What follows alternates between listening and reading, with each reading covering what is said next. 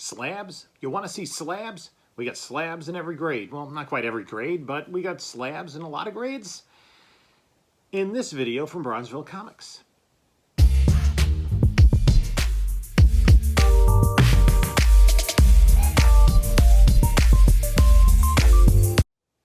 Hey there, comic book community. This is Jim from Bronzeville Comics coming to you with another video.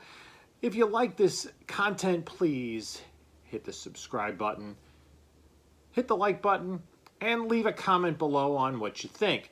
Now, I was tagged by Dragon Ink Comics to participate in the Slab in Every Grade challenge. I don't have slabs in every grades. So I've been collecting comics for just about 50 years. I haven't missed a month since I started.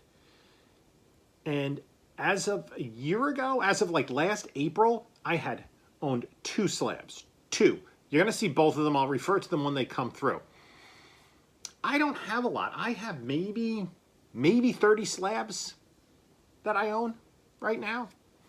I have a ton of stuff out at CGC, and I haven't gotten anything back from CGC since I started submitting last June. Some of them had to go out and clean and press, CCS, whatever. But I should be getting some stuff back reasonably soon.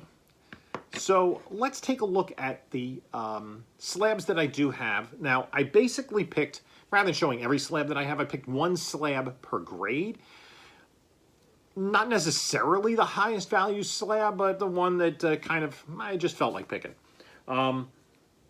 There was one grade where I did pick 2 slabs because one of them is restored. So let's start. I don't have any slabs that are 2.0 or lower. No 0.5s, no 1s, no 1.5, 1.8, or 2.0.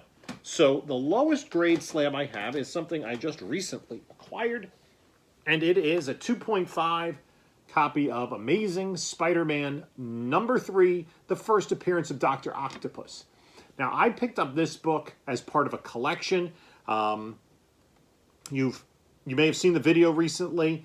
This with a couple of other slabs. Actually, the other slabs that surround it were a 2.0 and a 3.0, but those have been sent out.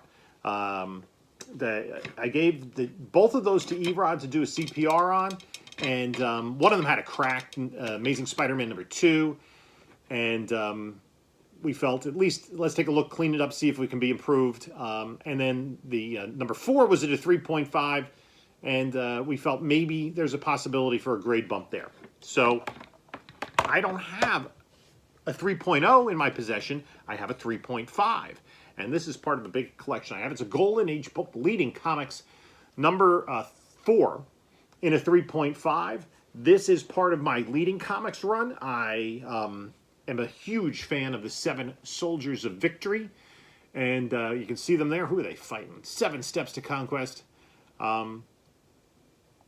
Some guy in a jar. I don't know. I have 13 of the 14 issues of this particular series before it became a funny animal book. The 7 Soldiers of Victory were DC's follow-up to the Justice Society of America, an attempt by the All-American Comics branch. Was it? Wait, what? No, I'm sorry. The Detective Comics branch of DC, of what we now know as DC, to create their own superhero team. They took 5 new features from 5 different books and put them in Leading Comics. So this is still a relevant group today. The Stargirl TV series is based on Star Spangled Kid and Stripesy. And then we've also seen reference to several of the other members, as well as an appearance by the Shining Knight in Season 1 of Stargirl. Next we move up. I don't have any 4.0s.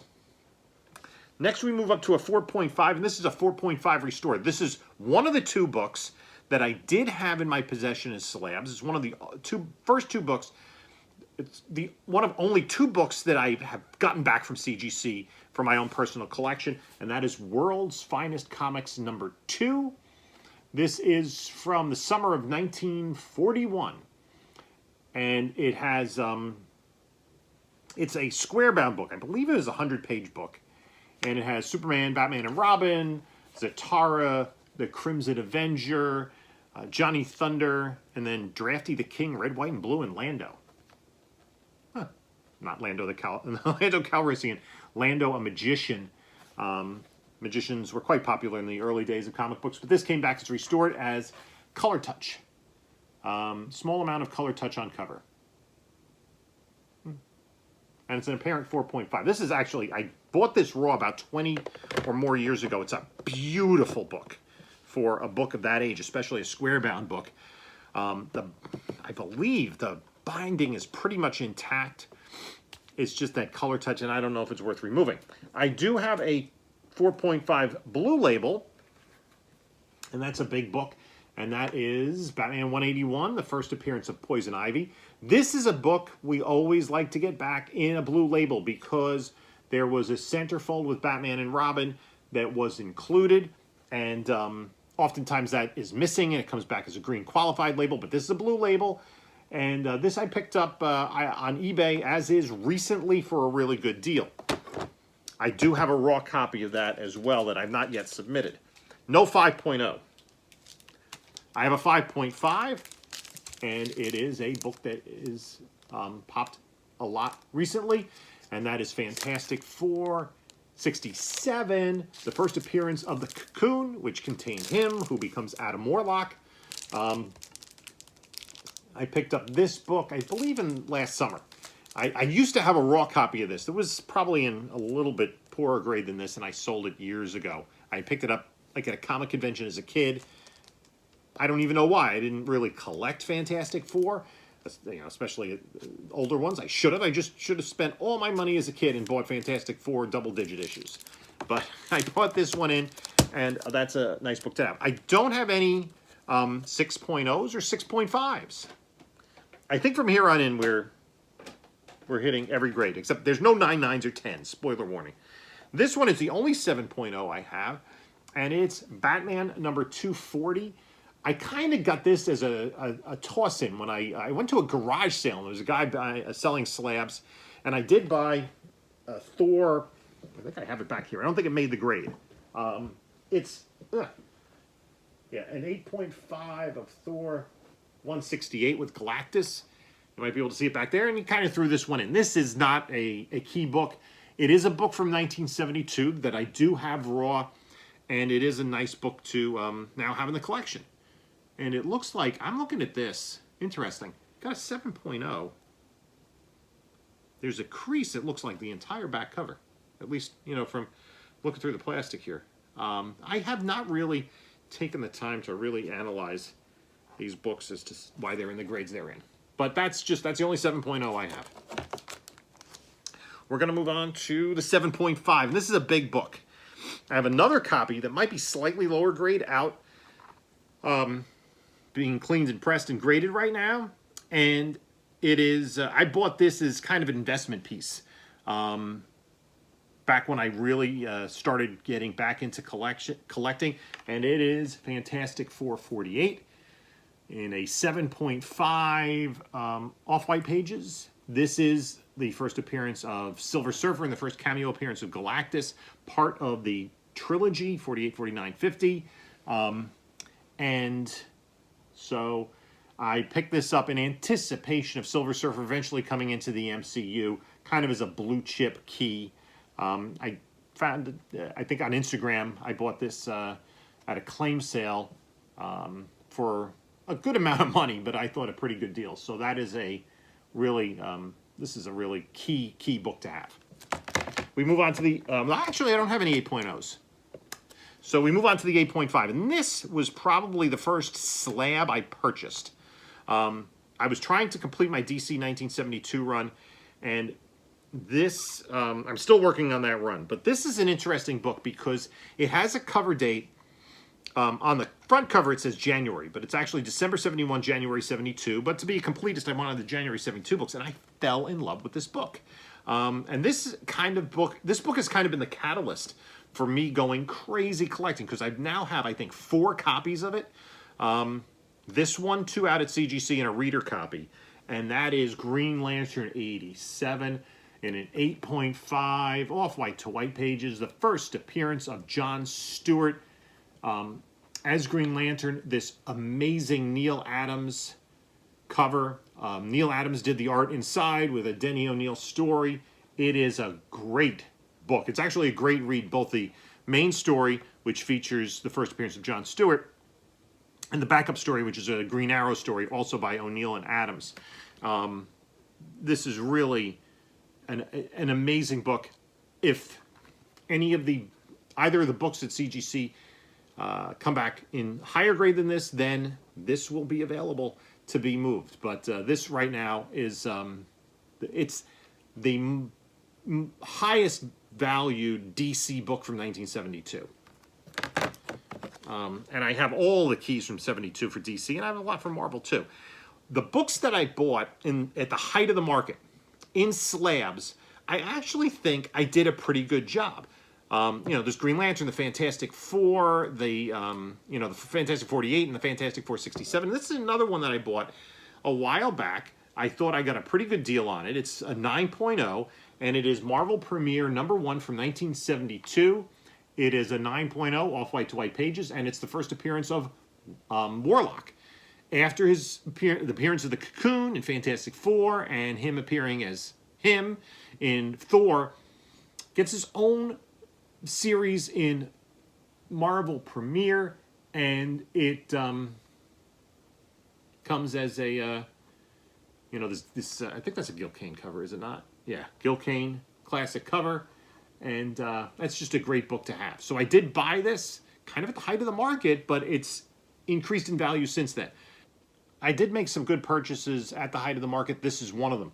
The Eternals #1 that I bought was not. That didn't make the cut. Next, a 9.2. This is a little bit of an older slab, that one I picked up on an Instagram sale, and it helped me complete my run of Defenders. It's Defenders #1. This is from August of 1972, so my wheelhouse, 1972. It's the first year I started reading comics, and Defenders books, especially these early Defenders books, have been heating up. Doctor Strange and Hulk are still in the MCU. Submariner, we believe, is coming. Could they put them together as Defenders team? The Defenders team in the original comics is considerably different than the Defenders team that was seen in Netflix. So this was a book that I was happy to add to the collection because it helped me complete the run. I do now have a full run of Defenders, and actually now I have another one of this raw copy and a whole bunch of other Defenders that I picked up in collections. That's been a book that some of the collectors whose collections I bought seem to pick up. Next, the 9.4 is Aliens #1 from Dark Horse Comics in May of 1988. First appearance of Aliens in comic books. And I picked this one up. I saw it as a good deal on eBay, and I bought it because for some reason, I was buying a lot of the Dark Horse independent books here in the late 80s and early 90s. I had issues, this is a 6-issue limited series, I had issues 4 through 6, but I didn't have the first 3, and I was kind of like, why didn't I have that? So I saw it as a good deal, and I jumped on it. So I have this, like, I have the first Predator in the Dark Horse book back in the day. I think I have the first Mask. So I have a lot of good stuff, but I didn't have this one, so I picked that up. Next is the 9.6, and this is a book, I picked this up on Instagram back at the height of the market. I can see one spine tick, which is really impressive. This is a square-bound book, and this is a book that, again, I bought this kind of at the height of the market, but I think I made a wise purchase at the time, a book that has continued to go up, and that is What If #10, What If Jane Foster had found the Hammer of Thor. This is 9.6 white pages.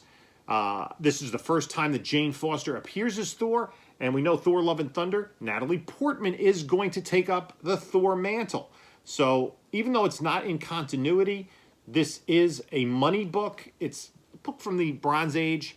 It's from, August of 1978. I remember this book as a kid. I don't think I had it as a kid. I think I read my friend's copy.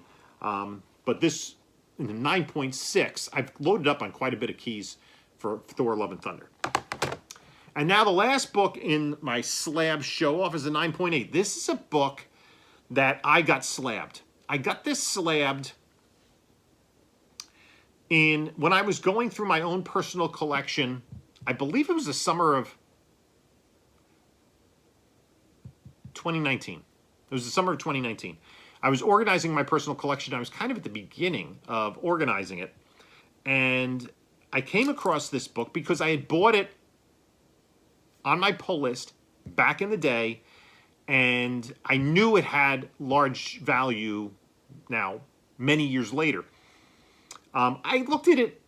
My friend who owns an LCS, I said, yeah, maybe send this in, see what it is, get it graded. So this and the World's Finest Purple Label were the only two slabs I had a year ago, and they're the only two books I've ever gotten back from CGC as of the time of recording this video.